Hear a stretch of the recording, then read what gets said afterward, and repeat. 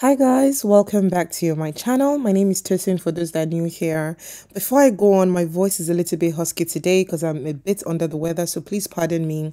Today's video, as you could have seen from the title, I'm going to be making puff puff. Now, I'm making this video because I had puff puff with a platter over the weekend with my family. And I thought, when I was about to make it, I'm like, let me just film this video. I do puff puff a lot in my house and I always share my snippets of it on my Instagram. And people usually ask me for my recipe. And my own puff puff recipe is the classic one. I don't put to anything fancy as such. I just make it like a regular puff puff that you buy in Lagos Island in Nigeria. But anyway, without further ado, let's get right into the video.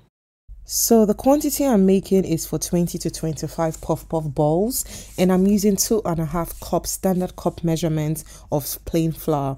I would be putting the picture and also the picture of the cup and the plain flour that I used on the screen. Next, I'm adding 1 cup of plain sugar, plain castor sugar. I'll also put a picture of the one that I used on the screen. Now, personally, I do not like to put too much sugar in my puff puff because I feel it affects the way it rises, it affects the way it fries, and I also think I do not like when my puff puff is too sweet. I like just when it's just moderately sweet. The next thing that we're doing is putting yeast. This is just 1 sachet of yeast. This is self-raising yeast, self-activating yeast. You do not need to activate it with water prior or with warm water prior. It's when you put it in the bowl, you can now use water. So I'm just emptying 1 sachet for this quantity. Perhaps if you are making maybe more, double of this quantity, then you can put 2 sachets, but I'm just using 1. Next up is cinnamon. Now this is also up to you. I'm just using half a teaspoon. You can't use cinnamon, you can put nutmeg. Some people even go ahead to put ground pepper, but I just prefer to use half a teaspoon of cinnamon. I only add this just to put a different element to the sweetness of the puff puff. Now once you're done, you want to stir all your dry ingredients. I'm using a wooden spoon. You can use your Nigerian omorogo if you have. It's also just a wooden turning stick. Once I'm done, I want to add water. Now, as I said, because of the type of yeast that I use, you do not need to use warm water. But, just to follow the Nigerian process, you're going to put water inside. Now, I use lukewarm water, so not warm water, just regular water that has cooled down from my kettle, and I poured it little by little in little batches, as you can see on the screen. The reason why you want to do that is because you don't want to go too heavy-handed. I make puff puff literally almost, I make many times a year, I make puff puff, but still, no one is an expert. You still want to be very careful. Now I have a baby, she can just call me or push me and then I become too heavy handed. So that's why I pour my water just really, in little bits like that. And I stir it very, very rigorously, as you can see this video in real time. So that's really it for the batter itself, for the puff puff mix. So you just really want to ensure that you stir it very well so you have this thick consistency. As you can see, it's not too runny. I'm going to leave it in real time so you guys can see the thickness. You want to make sure that it still has a little bit of draw to it, even after you've added water. So now what we want to do is we want to put our puff puff in a very humid environment where it's really hot, where there is heat for it to rise. So before I put it in a dark place, which is going to be in my oven, which I'm going to explain shortly, I usually go in with the cling film. I go in twice. I put it on the top part and also put it on the bottom part so that air does not escape anywhere out of my mixture. Once I'm done, I ensure that it's tightly sealed on the edges. Then I go in with the kitchen towel, one of my thickest kitchen towels, and then I lay it on top as well. Then I go to my oven and then I put on my oven. I kind of preheat it on 220 for 10 minutes. Once it's really like warm and hot in there, I put it off and then I put my batter inside and I leave it till it rises to this level, which is about maybe 2 hours, 1 hour to 2 hours, and it should have risen to this level. Now, the more you leave it, the more it's going to rise as much. So here is just a side-by-side comparison to see where the batter started from and now that it has risen that much. So that's how it looks, and that's how you want your puff puff to look, with little holes on the top. The next thing now is to fry our puff puff. I want to use a pot that is kind of deep enough.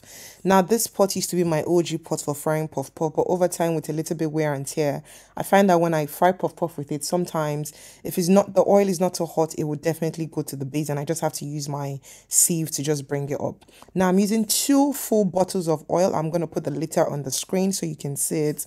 That's just one con about puff puff, is that you're going to use a lot of oil, and when you're done, it's going to be a little bit of work to put it back into, let me say, a vase or the bottle that you poured it out from.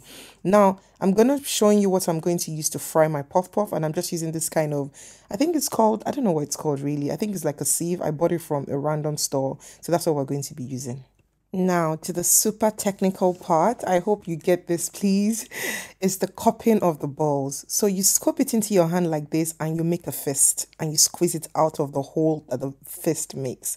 I'm doing it again. Make a fist and then just drop it into the oil. Now for the oil, you want to make sure that it's not too hot. If not, your puff is going to brown outside quickly, and when you bring it out, the inside will be gooey like there's still butter or dough mix inside, butter mix inside. And if it's not hot enough, your puff is going to soak oil and it's just going to be very oily, and we don't want super oily puff. So you want the heat temperature to be just right. I really wish I had a thermometer. I would have put it inside to check the exact temperature. So as I said, I just take that my sieve and I just turn it around and turn it around till it's golden brown like this. This is the perfect color that I prefer my own puff to be. Also, you can reduce the size of your fist, and this is sped up, obviously. If not, this video will be super long. You can reduce the size of your fist if you like smaller puff, but I'm making this, as I said, about 25 pieces just from my household, myself, my husband, and my brother, and my little daughter. So I repeat the process with the entire batter, and I just keep turning and turning. And as I was making this video, I was going to feed my baby. I know it doesn't look like that, but I was just going back and forth. I washed my hand like 2 times. So this is just me showing you the outcome of the puff, even when I wasn't even paying apt attention. It's just because I've done it over and over again, so I kind of know what to do that would still give me decent looking puff.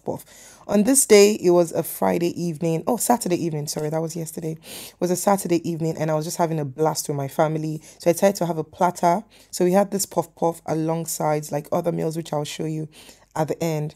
So now this is just the last batch, and obviously there's going to always be, anyone that makes puff will tell you that there will always be one misshaped puff, which is the last one, because maybe the batter might not be enough for a ball. So I just dropped the slop, which is the last one I just did, of my hand into the batter, and this is it. And that's it. If you look beneath, that's it at the base of the pot, and this is the final batch. And we ended up making, I think, about 25 balls, or even maybe 26 if I count that one. And I just put it onto my tray, which you're gonna see now. So now this is after a couple of minutes, because I needed to wash all the plates that I used, set up my table so that my family can eat. So it has cooled down at this point.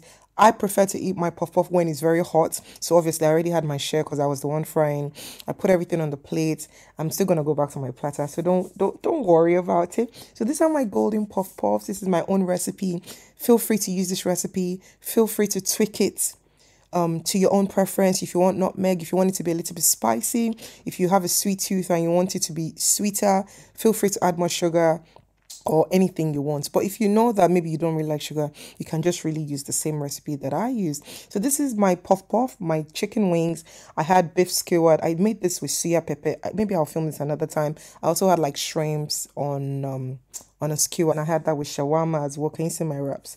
So that's about it for this video. Thank you so much for watching. I hope you enjoyed. Please feel free to share, to comment, to like, and to save this video. And when you try it, don't forget to tag me. Until next time, stay blessed. Bye bye.